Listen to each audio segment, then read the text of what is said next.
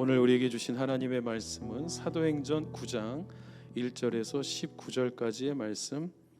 우리 이 말씀을 같이 함께 저와 함께 나누어서 읽겠습니다.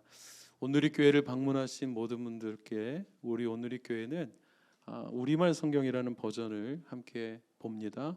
참고하시고 가지고 오신 성경 어느 것이든 함께 펴셔서 읽어주십시오. 1절을 제가 먼저 읽겠습니다.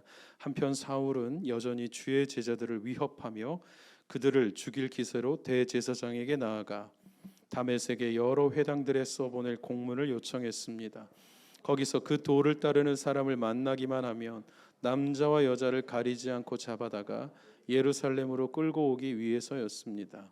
사울이 길을 떠나 다메섹에 가까이 도착했을 때 갑자기 하늘에서 빛이 비추어 그를 둘러쌌습니다. 사울이 땅에 쓰러졌습니다. 그때 그는 사울아 사울아 네가 왜 나를 핍박하느냐는 음성을 들었습니다. 사울이 주여 누구십니까? 라고 묻자 나는 네가 핍박하는 예수다. 지금 일어나 시내로 들어가거라. 네가 해야 할 일을 일러줄 사람이 있을 것이다 라고 대답하셨습니다. 사울과 함께 가던 사람들은 소리만 들리고 아무도 보이지 않아 아무 말도 못하고 멍하니 그곳에 서 있었습니다. 사울은 땅에서 일어나 눈을 떠보았으나 아무것도 볼 수 없었습니다. 그래서 그는 같이 가던 사람들의 손에 이끌려 다메섹으로 들어갔습니다. 사울은 3일 동안 앞을 보지도 못한 채 먹지도 마시지도 않았습니다. 그는 다메섹에서는 아나니아라는 제자가 있었습니다. 주께서 환상 가운데 아나니아야 하고 부르셨습니다. 그가 예 주여라고 대답하자 주께서 아나니아에게 말씀하셨습니다. 너는 어서 곧은 길이라고 부르는 거리로 가거라. 그리고 그곳에 있는 유다의 집에서 5사람 사울을 찾아라. 지금 그가 기도하고 있다. 그는 환상 가운데 아나니아라는 사람이 와서 자기에게 손을 얹어 다시 보게 해주는 것을 보았다. 아나니아가 대답했습니다. 주여, 제가 이 사람에 대해서 여러 가지 말을 들었는데 예루살렘에 있는 주의 성도들에게 온갖 해를 끼쳤다고 합니다. 그리고 그는 제 대제사장들로부터 고난을 받아 주의 이름을 부르는 사람들을 모두 잡아가려고 여기에 왔다고 합니다. 그러자 주께서 아나니아에게 이렇게 말씀하셨습니다. 가거라. 이 사람은 이방 사람들과 왕들과 이스라엘 사람들 앞에서 내 이름을 전하도록 선택한 나의 도구다. 내 이름을 얼마나 많은 고난을 당해야 할지 내가 그에게 보여줄 것이다. 그리하여 아나니아는 그 집을 찾아 들어가 사울에게 손을 얹으며 말했습니다. 사울 형제여, 오는 길에 당신에게 나타나셨던 주 예수께서 나를 보내 당신이 다시 볼 수 있게 하시고 성령을 충만히 받도록 하셨습니다. 그러자 즉시 사울의 눈에서 비늘 같은 것이 떨어져 나가더니 그리고 그는 일어나 세례를 받은 후 우리 19절 같이 읽어주십시오. 음식을 먹고 기운을 되찾았습니다. 사울은 다메섹에 있는 제자들과 함께 며칠을 지냈습니다. 아멘. 말씀을 읽어주신 성도 여러분 감사합니다. 오늘 우리 교회는 로잔 대회를 앞두고 사도행전 말씀을 공부하고 있는 오늘 16번째 시간입니다. 지난주에는 초청 강사님의 액츠 29의 비전이라는 설교를 함께 들었고요. 오늘 다시 사도행전 말씀을 나누겠습니다. 오늘 본문 굉장히 유명합니다. 신약 성경 전체를 통틀어 가장 극적인 사건이 있는 곳이 어디냐 하면 다 여기를 이야기할 정도이죠. 신학교 다닐 때 교수님들이 전도사님들에게 논문을 쓰려면 바울은 하지 말라고 할 정도였어요. 왜냐하면 너무 바울을 사랑해요. 그리고 바울에 대해서 더 알고 싶어 해요. 다 바울에게 도전합니다. 그런데 너무 많은 사람들이 연구를 해놔서 특별한 거 없으면 심사 통과되지 않을 거니까 엉뚱한 거 하지 말고 새로운 거 하라고 권면할 정도로 바울은 다 알고 싶어 해요. 그런데 여러분, 오늘 여기에 바울이 등장하지 않습니다. 사울이 등장합니다. 사울은 무슨 뜻일까요?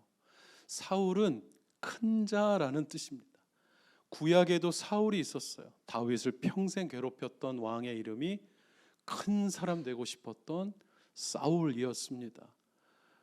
마치 아브라함이 아브라함 되기 전의 이름이 모든 나라의 아버지가 되고 싶어, 모든 사람들의 위에 군림하고 싶어였던 아브람이었던 것처럼, 그런데 하나님이 그를 만나주시고 난 다음에 너는 그런 사람으로 내가 너를 부르지 않았고 열방을 섬기는 자로 불렀다. 에이블의 함으로 바꿔주셨던 것처럼 사울은 아직까지 변화되기 전에 큰 자로 활동하고 있습니다. 이 사람 유대 사회에서 대권주자입니다. 젊은 이 사울이 대제사장들의 엄청난 신뢰를 얻고 엄청난 권력을 누리며 어마어마한 권위를 가지고 있었습니다. 스데반을 돌에 찍어 죽일 때 사람들은 다 그 사람을 쳐다보며 고개를 끄덕이기를 기다리고 있었습니다. 그리고 죽은 스데반의 옷을 갖다 준 그 발이 사울의 발이기도 했죠. 사울은 이제 기세등등해서 유대인의 공회로부터 공식적인 공문을 받아가지고 다메섹으로 올라가기 시작합니다. 성경에 나온 공문은 오늘날로 말하면 살인 면허입니다. License to kill입니다. 이것만 있으면 예수 이름 부르는 자들은 누구나 다 잡아 죽일 수 있는 엄청난 권력을 부여받게 됐습니다. 3공화국 시절에 남산의 부장들처럼 말이죠. 남산에서 왔습니다 하면 다 죽는 것처럼 말이죠. 남영동으로 끌려가면 다 끝나는 것처럼 말이죠. 다메섹은 어디냐? 여러분 눈앞에 이스라엘 지도를 살짝 이렇게 그려볼게요.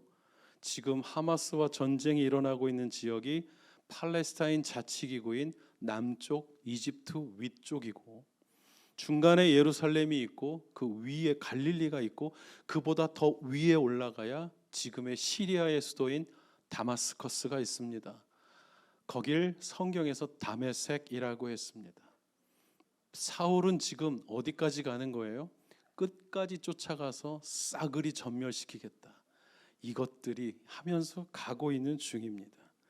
이렇게 의기양양하게 촉망받는 대권주자로 누구나 다 이제 대제사장은 사울이지 할 정도로 온 기대와 온 희망을 가지고 있었던 사울이 예수 이름만 부르는 사람이면 다 잡아 죽이기 위해 다메섹으로 올라갑니다. 그의 목적은 거기서 잡아 예루살렘까지 끌고 오는 겁니다. 아니 거기서 죽이지 굳이 예루살렘까지 끌고 오면서 고문하고 예루살렘에서 예수가 죽은 것처럼 스데반을 죽인 것처럼 공개적으로 너희들은 죽어 마땅한 것들을 공포하고 싶어 하는 겁니다. 이렇게 다메섹으로 올라갈 때 사울이 갑자기 사고를 당합니다. 땅바닥에 고꾸라지는 사고를 당하죠. 그리고 그는 땅에 쓰러진 채로 한 음성을 듣게 됩니다. 오늘 본문의 4절 말씀을 같이 한번 볼까요? 따옴표 안만 같이 한번 읽어봅니다. 영어가 편하신 분들은 영어로 읽어주셔도 됩니다. 같이 읽습니다. 시작. 사울아 사울아 네가 왜 나를 핍박하느냐라는 음성을 들었어요. 그러자 사울이 그 와중에 당신은 누구십니까? 라고 묻습니다. 그때 또 음성이 나기를 5절에 따옴표만 읽어봅니다. 시작. 나는 네가 핍박하는 예수다. 여러분 예수님과 사울은 동시대 사람이지만 만난 적이 없어요. 성경에 보면 베드로도 예수님과 함께 돌아다녔고 예수를 보고 대화 나눈 많은 사람들이 있었지만 사울은 예수님을 직접 만났다는 구절이 단 한 군데도 나오지 않습니다. 그런데 오늘 예수님이 이렇게 말하는 거예요. 네가 잡아 죽이고 때리고 모욕하고 거짓말하고 능욕하고 모함시키고 침뱉고 끌고 다녔던 나의 모든 제자들이 나였다고 말씀하시는 거예요. 반대로 내가 예수 때문에 모욕당하고 내가 정직하려고 피해보고 내가 아프고 내가 무언가를 지키기 위해 고통하고 고생하고 있다면 주님께서 내가 너라고 말씀하시는 중인 거예요. 여러분 이게 뭡니까? 동일화, 동질화. 여러분 드라마 보실 때 주인공 보면서 같이 우시죠? 너무 안 됐어. 드라마인데 왜 그러세요? 동질화됐기 때문에. 저 억울하게 뭔가 당하고 있는 저 여인이 나 같아 하니까 눈물 나잖아요. 선교지에 가서 어린아이들이 옷도 못 빨아 입은 채 때가 꼬장꼬장한 채로 우리가 주는 초콜릿을 받아서 나 동생이 있다고 하나만 더 달라고 할 때 여러분 마음이 편치 않잖아요. 너무 안타깝잖아요. 왜? 우리 애가 생각나니까. 우리 애랑 똑같은 나이인데 이렇게 살고 있는 애를 보니 마음이 긍휼이 생기니까 동일화가 일어나잖아요. 근데 오늘 예수님께서 네가 핍박했던 사람들 중에 큐티한 사람 말고 1대1 한 사람 말고 마더와이즈 한 사람 말고 신학교 다닌 사람 말고 이렇게 말씀하시지 않고 네가 핍박한 모든 사람들, 신앙의 경력 상관없이, 리더냐 아니냐 상관없이, 헌금 얼마했냐 뭐 했냐 상관없이, 예배 시간에 졸았냐 늦게 왔냐 상관없이 다 나다 말씀하시고 있어요. 그게 나라고. 주님은 지금도 동일화를 하고 계시는 중입니다. 그러니 사울은 당황하는 거예요. 나는 당신을 만난 적이 없다고. 나는 당신하고 맞닥뜨린 적이 없는데 나는 지금 하나님의 영광을 위해서, 하나님 나라를 위해서 악의 무리를 제거하고 있는 중인데 일대 혼란이 찾아오게 됩니다. 사울이 왜 이렇게 했습니까?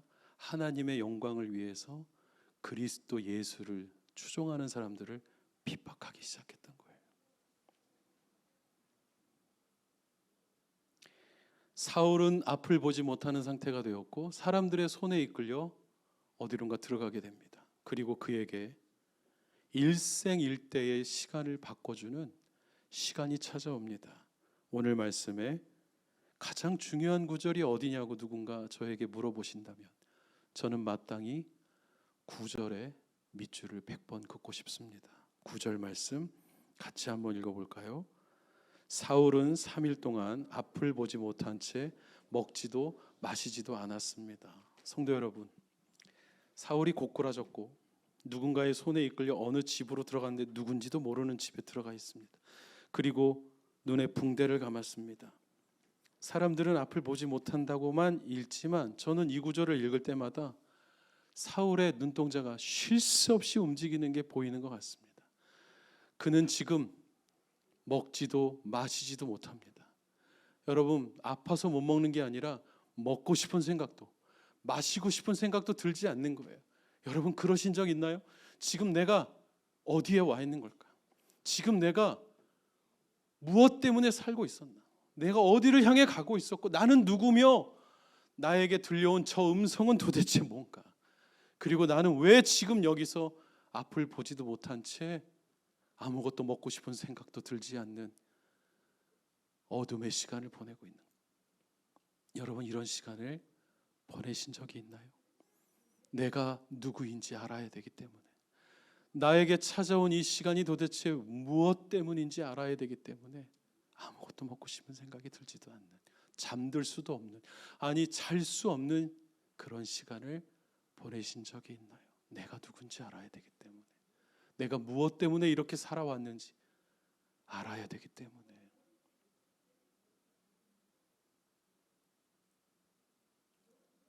사울이 앞을 보지 못하게 된 이유가 있습니다. 오늘 본문의 3절로 다시 한번 가볼까요? 사울이 다메섹 가까이 도착했을 때 빛이 그를 엄습했기 때문입니다.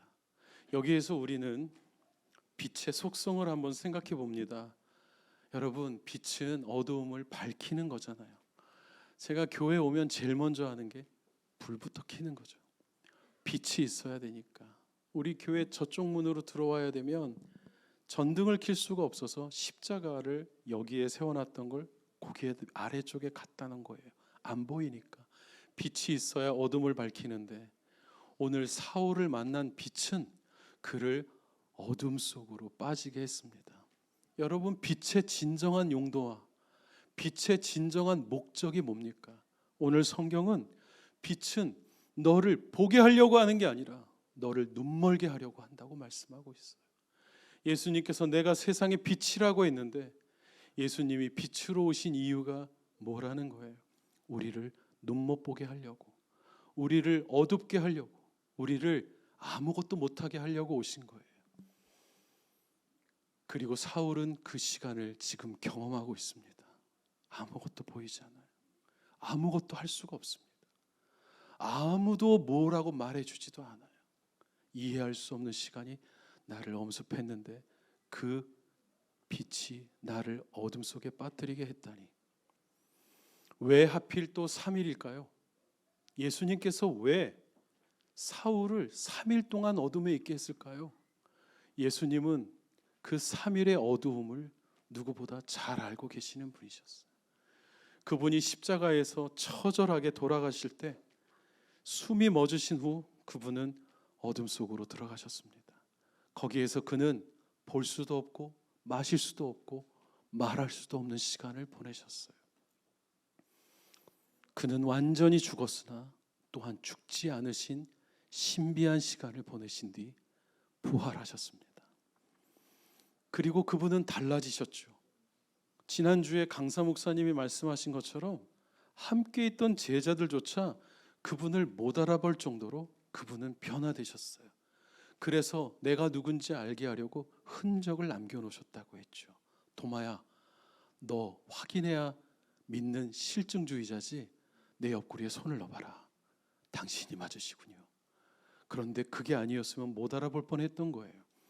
여러분, 사울은 어떻게 됐을까요?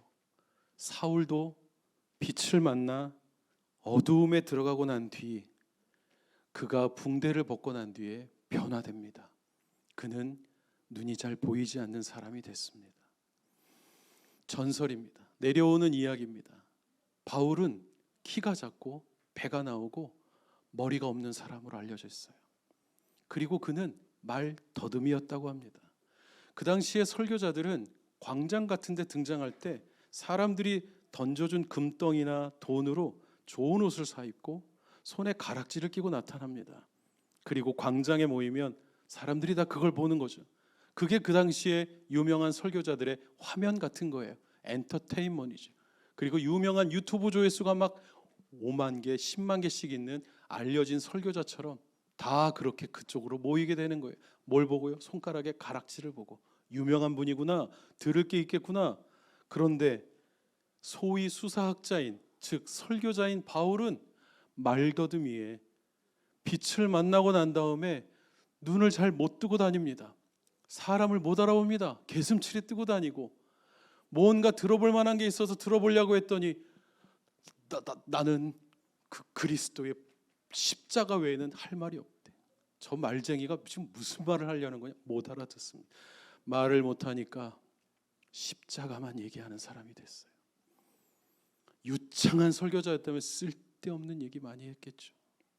그러나 그는 어두움을 통과하고 난 뒤에 흔적을 갖기를 앞을 보지 못하는 사람이 되어 십자가 외에는 전할 수 없는 진정한 빛의 사람으로 변화되고 말았습니다. 성도 여러분, 그리고 그는 자기의 이름을 작은 자로 바꿉니다. 그게 폴 바울이죠.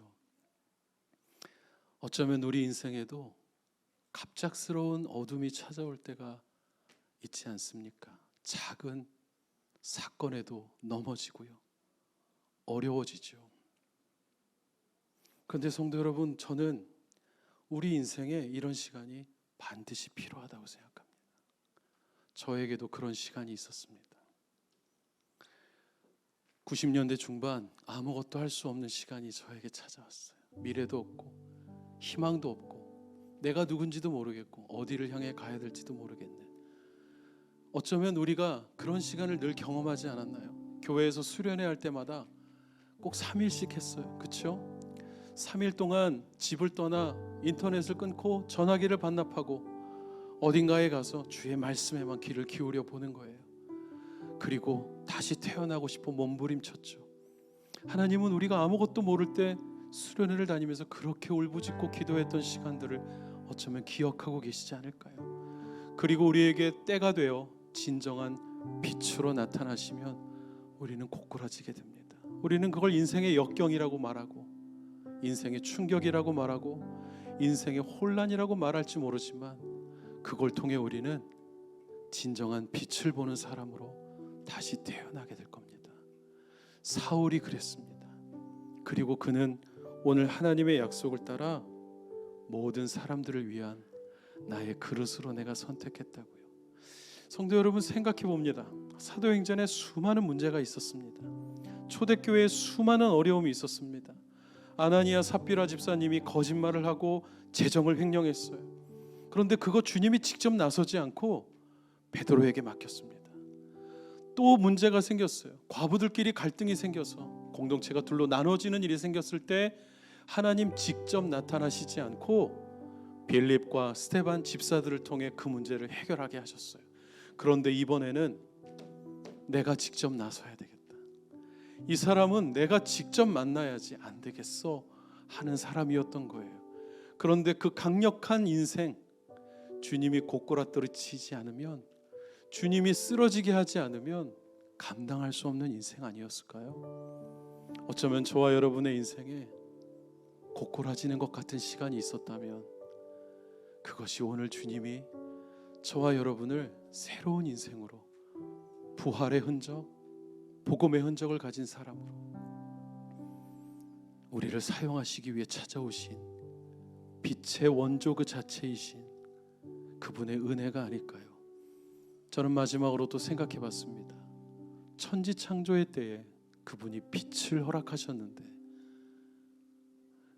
그 전에 우리는 어떤 상태였을까? 흑암이 깊음 위에 있던 상황, 아무것도 설명할 수 없는 상황, 그 속에 빛이 임하고 어둠은 더 어두워졌지만 어둠조차도 당신의 창조의 손에 있으니 우리 인생에 찾아온 어둠, 우리의 삶에 찾아온 고꾸라지는 상황들, 일어서지 못하는 상황들, 절뚝거려야 하는 모든 상황들, 어떻게 될지 앞을 알 수 없는 모든 상황들, 그러나 그 시간에 우리를 새롭게 하는 하나님의 은혜가 어둠 가운데 임하셨습니다.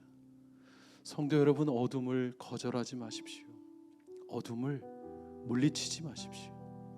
하나님이 주신 어둠은 우리를 새롭게 태어나게 하실 겁니다.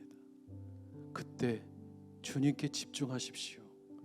오늘 다 설명드리지 않았지만 주님이 말씀하셨어요. 아나니아야, 네가 만날 사람이 있다. 아나니아 선지자가, 주님, 그 사람 살인자입니다.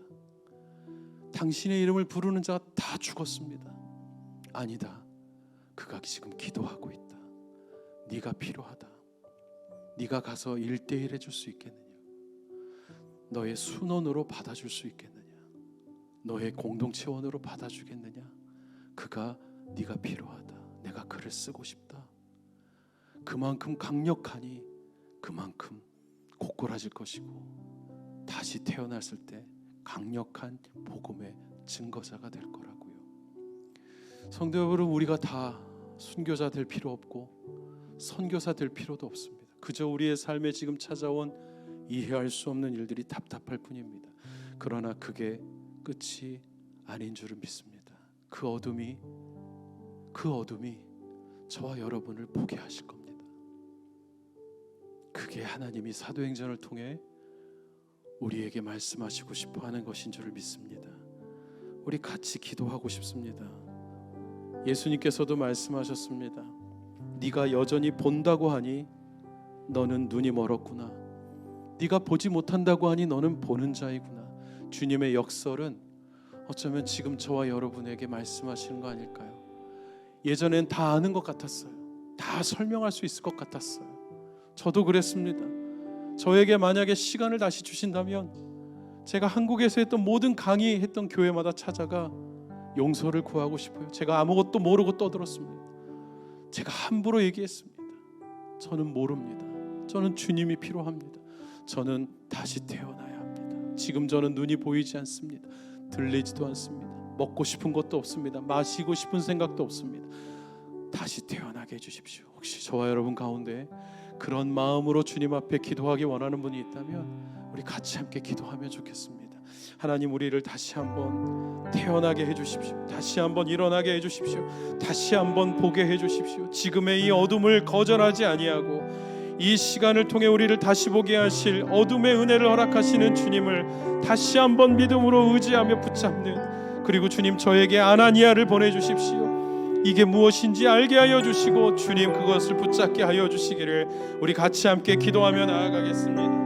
오 하나님 아버지, 주님을 찬양합니다. 주님을 바라봅니다. 주님이 우리에게 함께하여 주시고 주님이 우리와 동행하시는 줄을 믿지만 우리 삶에 찾아온 어두움은 이해할 수 없었고 우리 삶에 찾아온 이것들은 이해할 수가 없었습니다. 하나님, 교회를 오래 다녔습니다. 신앙생활 오래 했고 많이 배웠고 많이 봉사했지만 내 삶에 찾아온 이 모든 것들은 이해할 수가 없었습니다. 그러나 주님, 사울에게 찾아온 이 모든 것들이 주님의 부활을 위한 어둠이었고 주님의 새롭게 태어나시기 위한 십자가의 어둠이었으며 이 어둠이 우리에게 은혜인 줄을 다시 한번 깨닫습니다. 하나님, 사울에게 찾아오신 빛의 은혜가 우리에게 찾아온 이 어둠의 은혜가 저주가 아니요 절망이 아니요 이것을 통해 우리가 새롭게 태어나게 될 줄을 믿습니다. 하나님, 저에게 아나니아를 붙여주십시오. 또한 제가 아나니아가 되어 우리 모든 공동체를 살리는 인생들이 되게 하여 주옵소서. 살아계신 하나님, 우리의 삶에 찾아온 갑작스러운 어둠과 고꾸라짐은 사실 빛 때문이었음을 말씀을 통해 확인합니다. 지금은 이해할 수 없고 먹고 싶지도 마실 수도 없는 이 아픔과 고통이 왜인지도 알 수 없는, 그리고 무엇 때문인지도 가늠할 수 없는, 눈을 뜰 수 없는, 앞을 알 수 없는, 볼 수 없는 캄캄한 상태이지만 하나님, 이 3일의 어둠이 사울에게 진정한 빛과 부활을 허락해 주신 것처럼 이 자리에 계신 모든 우리 교회 성도님들의 삶에도 어둠의 은혜를 허락하여 주옵소서. 빛을 기다리게 하시고 눈 뜨고 볼 수 없었던 그 빛을 어둠을 지난 후에는 마주할 수 있도록 주님 만나 주시옵소서. 내가 너라고 말씀하여 주시니 감사합니다. 네가 아플 때, 네가 억울할 때, 네가 답답할 때 나도 그랬다고 말씀하시는 주님의 그 은혜를 기억하기를 원합니다. 하나님, 우리 모든 성도님들에게 새 힘을 풀어넣어 주시옵소서. 예수님의 이름으로 기도하옵나이다. 아멘.